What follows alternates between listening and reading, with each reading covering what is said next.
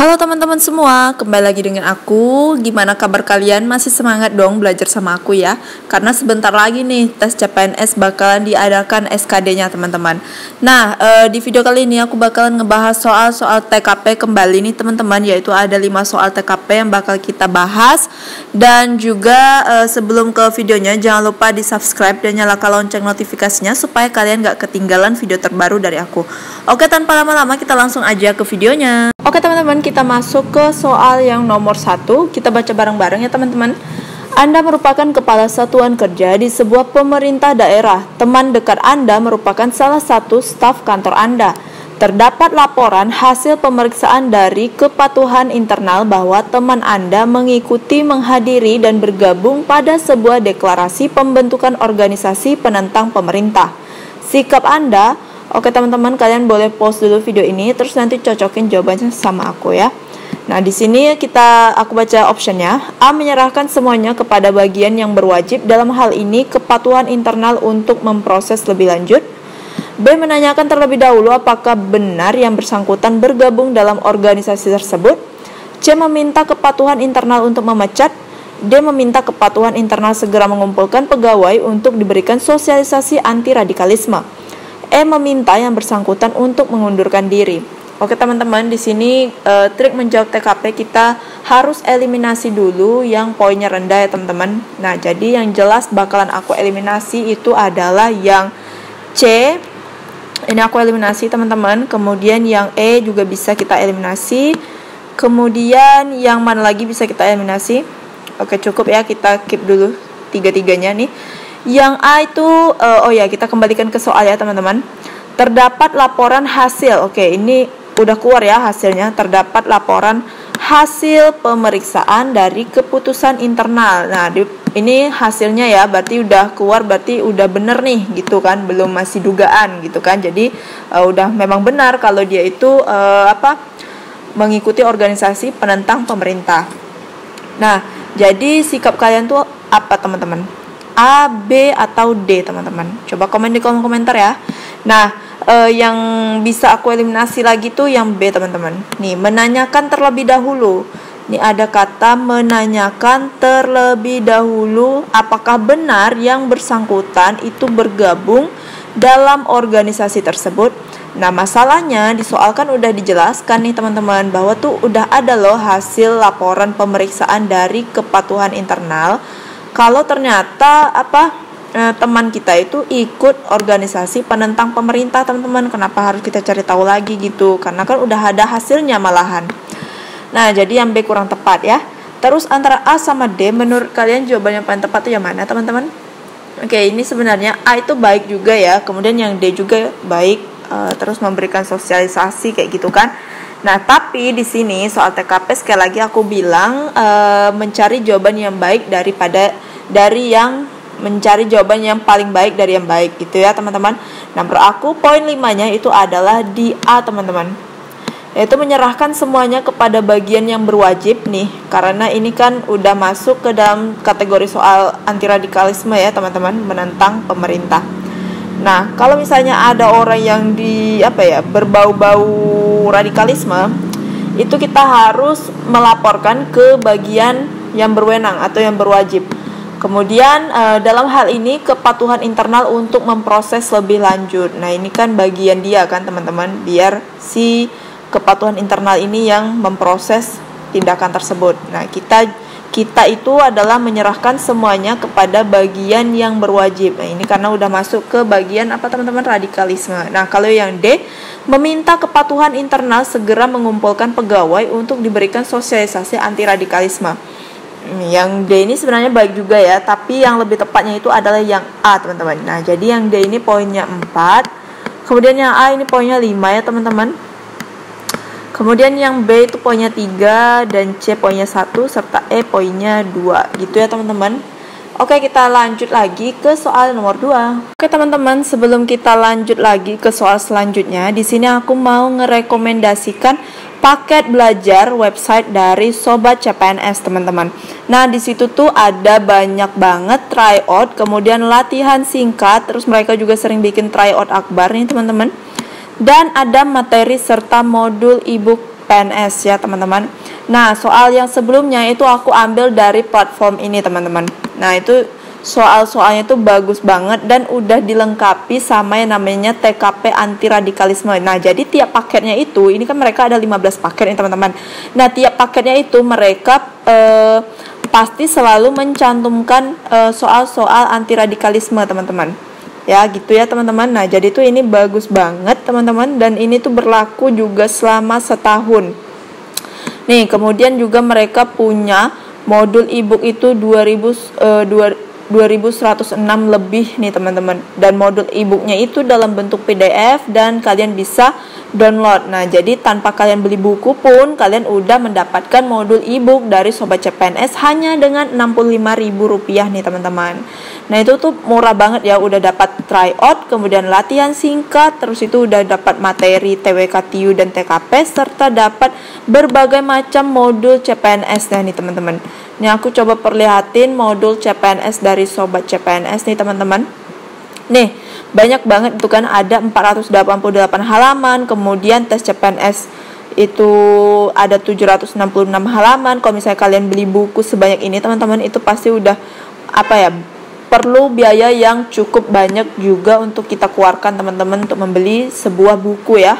Nah, ini hanya dengan 65.000 aja nih teman-teman udah bisa mendapatkan berapa ebook? 10 ebook, dan tapi nih halamannya itu ratusan teman-teman. Nah, kemudian ada rangkuman materi TWK juga. Selain itu ada materi, kemudian ya latihan tryout itu 15 menit ya per 15 soalnya. Kemudian tryoutnya juga ini udah dilengkapi juga sama TKP anti radikalisme. Kemudian TWK-TWK-nya juga ada soal tentang penalaran, kombinasi ya teman-teman. Soal di TWK-nya ada yang penalaran, ada yang sedikit teori kayak gitu ya. Nah, misalnya kalau kalian tertarik nih sama website Sobat CPNS, kalian tinggal klik aja di beli paket ini teman-teman. Oh ya, kalian bisa klik link yang ada di description box aku, kemudian kalian bisa klik beli paket tadi teman-teman. Nah, kalau misalnya kalian udah beli paket kayak gini, pasti nanti akan ada tulisan untuk mungkin bayar ya teman-teman di sini. Nah, kalau aku kan karena udah premium, maka yang keluar tampilannya seperti ini teman-teman. Kemudian itu paket belajar full akses. Nah, ini tuh kalian bisa akses di mana saja dan kapan saja teman-teman. Nah, jadi ini fleksibel banget dan kalian bisa sesuaiin dengan waktu kalian. Misalnya kalau kalian lagi santai, lebih baik aku saranin kalian untuk try out di sini teman-teman. Kemudian itu juga ini berlaku selama 1 tahun aktif. Dan kalau misalnya kalian tertarik sebelum kalian mau beli, misalnya kalian mau coba-coba dulu, mau lihat dulu soalnya kayak apa, kalian bisa juga mencoba tryoutnya, yaitu yang tryout gratisnya teman-teman.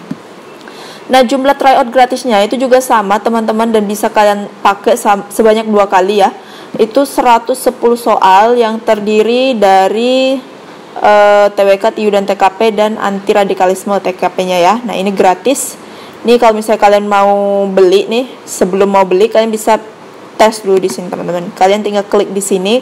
Kemudian kalau misalnya kalian merasa cocok, kalian tinggal beli aja teman-teman. Dan itu paket komplit nih menurut aku teman-teman, karena selain murah dan juga ini tuh lengkap banget teman-teman, ya kan? Oke, kita lanjut lagi ke soal selanjutnya. Oke teman-teman, kita lanjut ke soal nomor 2. Kita baca bareng-bareng. Anda mendapati bahwa salah seorang pegawai di kantor Anda sedang membujuk pegawai yang lain untuk membenci salah satu atasan. Pegawai tersebut memfitnah atasan di kantor dengan tuduhan yang tidak sebenarnya. Jika Anda seorang bagian kepatuhan internal, sikap Anda. Oke, ini kita sebagai kepatuhan internal ya teman-teman. Nah, itu dia. Kemudian kalau misalnya kita dapat nih pegawai yang tukang fitnah kayak gitu teman-teman, kita sebagai kepatuhan internal itu harus bersikap seperti apa? Padahal tuduhannya itu kan yang namanya fitnah kan belum tentu kebenarannya kan teman-teman. Nah, gimana sih sikap kita sebagai kepatuhan internal? Oke, coba kita lihat yang A. Meminta yang bersangkutan untuk meminta maaf kepada atasan jika terbukti memfitnah. Masalahnya dia emang udah benar-benar fitnah ya teman-teman, bukan nunggu terbukti. Jadi yang A ini aku eliminasi. Kemudian yang B, meminta pegawai yang lain untuk menjadi saksi dalam pengungkapan fitnah. Kita keep aja dulu ya teman-teman. Kemudian yang C, menegur pegawai tersebut secara lisan dan mengingatkan akan sanksi jika masih kedapatan melakukan hal yang sama. Oke, kita keep. Kemudian yang D, memberi teguran secara tertulis disaksikan oleh saksi dari pegawai lain. Ya boleh lah ya, kita keep bentar. Kemudian yang E, membuat surat pemberhentian secara tidak hormat. Nah yang E itu kurang tepat ya teman-teman, karena masih bisa dibicarakan nih teman-teman. Oke, berarti 2 option ya udah kita eliminasi, tersisa 3 option. Nah coba kita kembali lagi nih ke soal. Pegawai di kantor Anda itu selalu membujuk pegawai lain supaya membenci atasan di salah satu kantor. Nah, dia memfitnah nih teman-teman, dan fitnahannya itu belum tentu benar, tidak sebenarnya gitu kan. Nah, kalian sebagai kepatuhan internal itu menurut aku, ini aku langsung ke poin 5-nya ya teman-teman. Itu adalah yang C teman-teman ya. Kita sebagai bagian ini kepatuhan internal itu pertama sekali yang harus kita lakukan adalah menegur pegawai tersebut secara lisan dan mengingatkan akan sanksi jika masih kedapatan melakukan hal yang sama nih teman-teman. Nah, kan di awal di soalnya itu kan belum juga dibilang kan kalau si kepatuhan internal ini pernah ngasih tahu itu. Nah, jadi kalau misalnya kita main pecat aja itu belum itu salah ya teman-teman, karena masih bisa dibicarakan, masih bisa ditegur nih kayak gini teman-teman. Dan kalau misalnya dia melakukan kesalahan lagi ya kita kasih sanksi kayak gitu ya. Jadi fix jawabannya yang poin 5 adalah yang C. Kemudian poin 4-nya itu adalah yang D ya. Yang D poin 4-nya. Kemudian poin 3-nya itu B. Dan poin 2-nya itu adalah yang A. Dan poin yang E poin 1 teman-teman. Nah gitu ya teman-teman. Oke, kita lanjut lagi ke soal nomor 3. Oke, kita lanjut lagi ke soal nomor 3 nih teman-teman.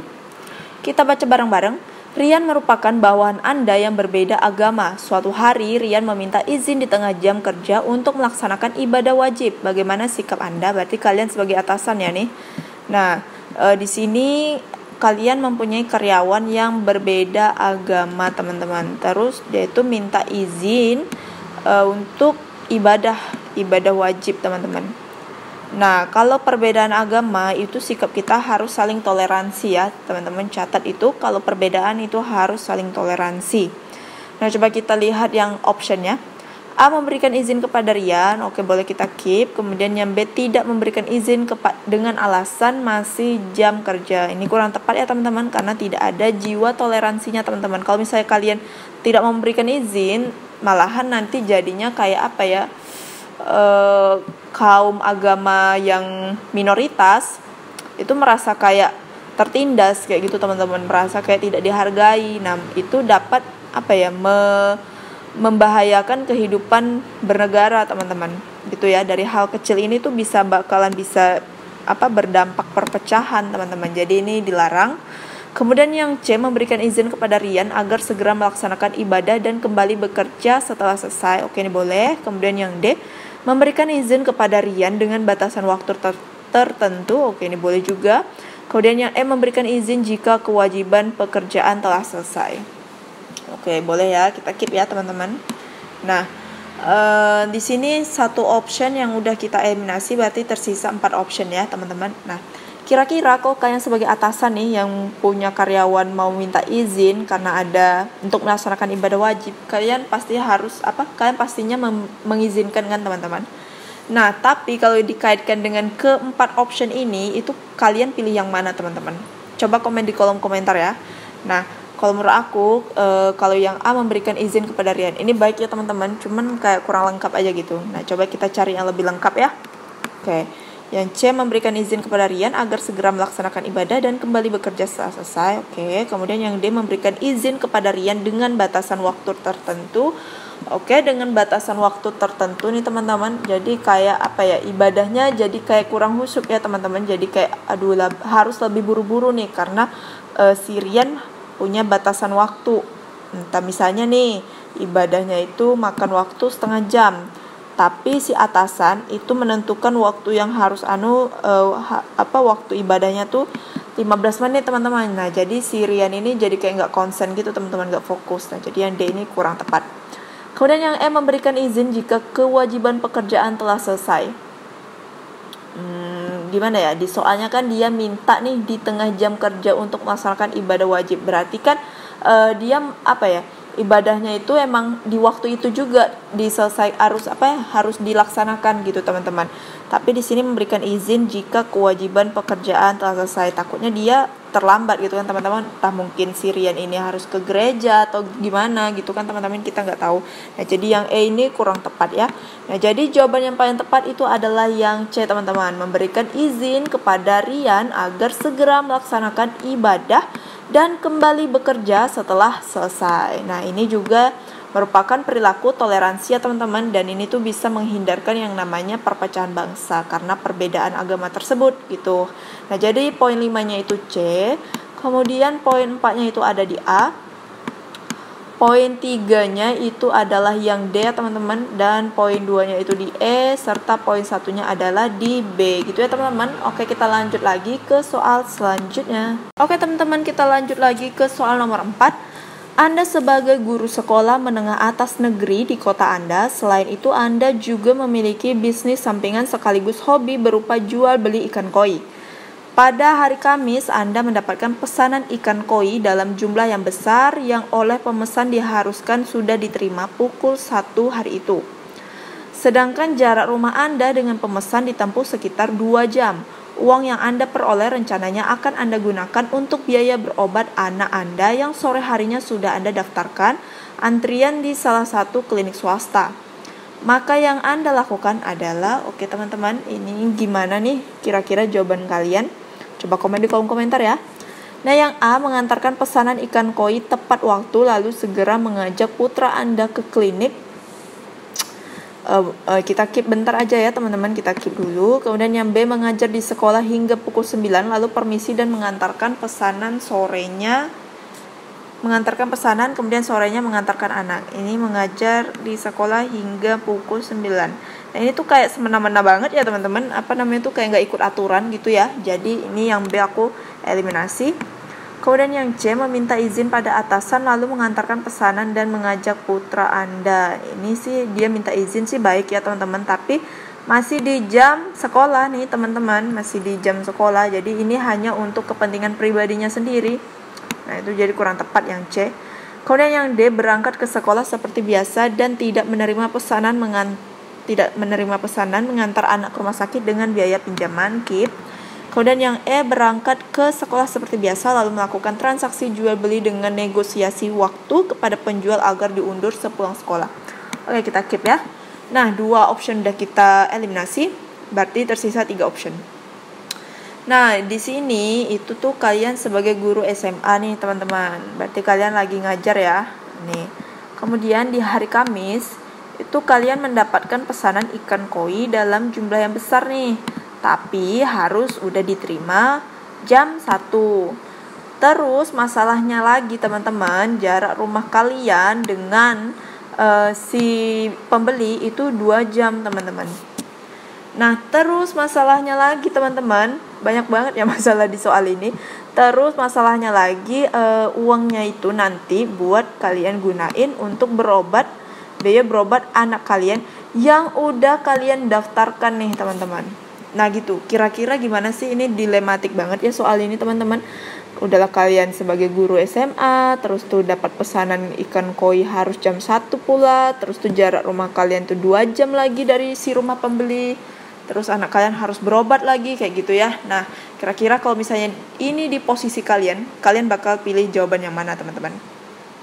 Kalian juga butuh uang ya untuk ini berobat anaknya teman-teman, berobat anak kalian.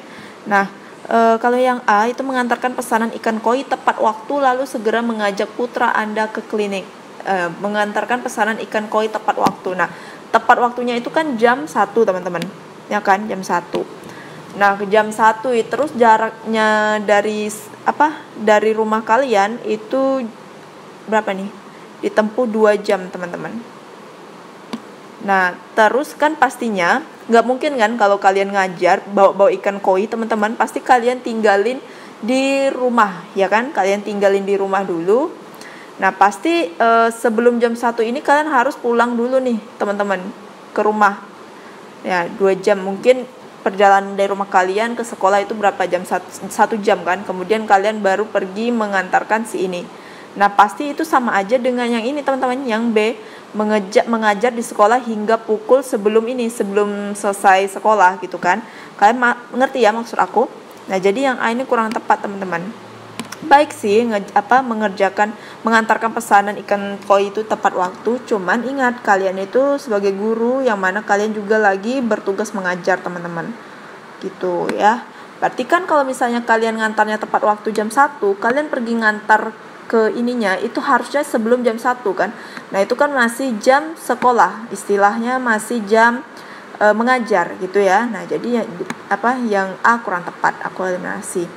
Kemudian yang D, berangkat ke sekolah seperti biasa dan tidak menerima pesanan, mengantar anak ke rumah sakit dengan biaya pinjaman. Oke, kalian itu udah mendaftarkan anak kalian di suatu klinik swasta ya. Terus kalian membatalkan saja pesanan itu dan menggunakan biaya pinjaman untuk berobat ke rumah sakit nih. Bukan ke rumah sakit ya teman-teman, ke klinik, aku salah tulis. Nah, ini kalau iya langsung sore itu juga dapat pinjaman teman-teman. Kalau enggak gimana? Nah ini tuh masih punya 2 kemungkinan nih biaya pinjamannya ini. Takutnya kalian enggak mendapatkan pinjaman kayak gitu teman-teman. Jadi yang D ini kurang tepat ya. Kemudian yang E, berangkat ke sekolah seperti biasa lalu melakukan transaksi jual beli dengan negosiasi waktu kepada penjual agar diundur sepulang sekolah. Nah menurut aku sih yang paling tepat adalah yang E ya teman-teman, yang poin 5. Ini menurut aku ya teman-teman, ini berdasarkan kalau misalnya aku mendapatkan dalam situasi seperti ini, mungkin aku bakalan pilih yang E teman-teman. Coba kalian komen di kolom komentar kalau misalnya kalian ada di situasi seperti ini, kalian pilih yang mana. Oke, kenapa aku pilih yang E, yaitu berangkat ke sekolah seperti biasa. Nah ini benar ya, berangkat sekolah seperti biasa, berarti dia ikut aturan nih. Pulangnya juga jam pulang sekolah teman-teman. Kemudian lalu melakukan transaksi jual beli dengan negosiasi. Negosiasi adalah tawar menawar waktu ya. Nah karena kita butuh juga sih duit itu, terus nih dia bilang kan harus terima pukul jam 1. Kita itu juga sebagai seorang guru ya teman-teman. Maka sih untuk negosiasi masih bisa ya teman-teman, karena apa ya, menegosiasi mungkin mintalah diundur mungkin 15 menit atau setengah jam kayak gitu ya sama si pembeli. Nah gitu. Kalau misalnya pembeli yang nggak mau ya sudah kayak gitu. Nah jadi yang E ini menurut aku poin yang 5 ya teman-teman. Nah ini poinnya 5. Kemudian yang D itu poinnya 4 menurut aku. Kemudian poin 3 itu yang mana teman-teman? Poin 3 adalah yang A ya mungkin. Kemudian yang poin 2-nya yang C. Poin 2-nya C. Kemudian poin 1-nya adalah B. Oke gitu ya teman-teman. Oke, kita lanjut lagi ke soal yang nomor terakhir. Teman-teman, kita lanjut lagi ke soal nomor 5 yang terakhir nih. Kita baca bareng-bareng. Seluruh pegawai menerima laporan bahwa penggunaan anggaran tahun ini setelah diaudit ternyata melebihi batas yang dianggarkan di tahun sebelumnya.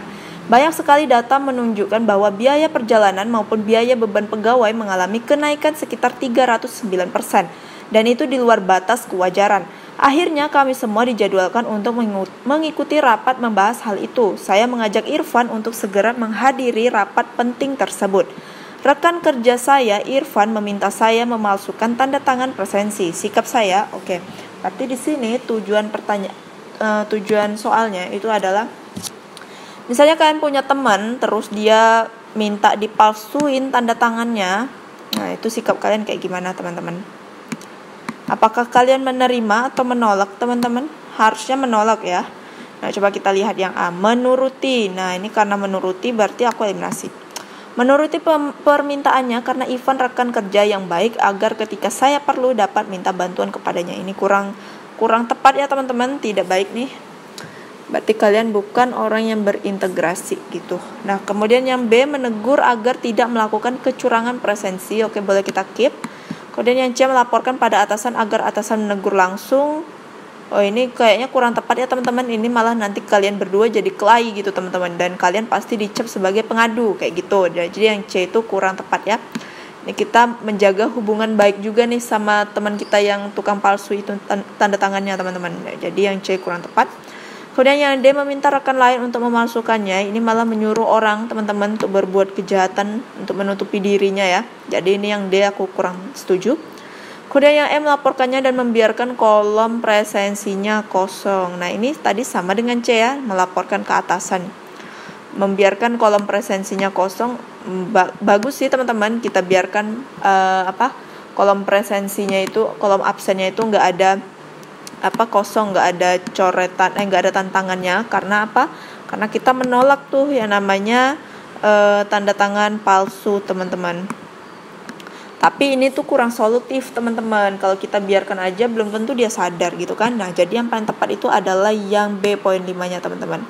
Menegur agar tidak melakukan kecurangan presensi. Nah, jadi kalau misalnya kita punya teman kayak gini, kita tegur nih teman-teman biar dia sadar, nggak mau bikin curang lagi gitu. Nah, ini setidaknya kita udah mengingatkan orang lain untuk berbuat baik gitu ya teman-teman.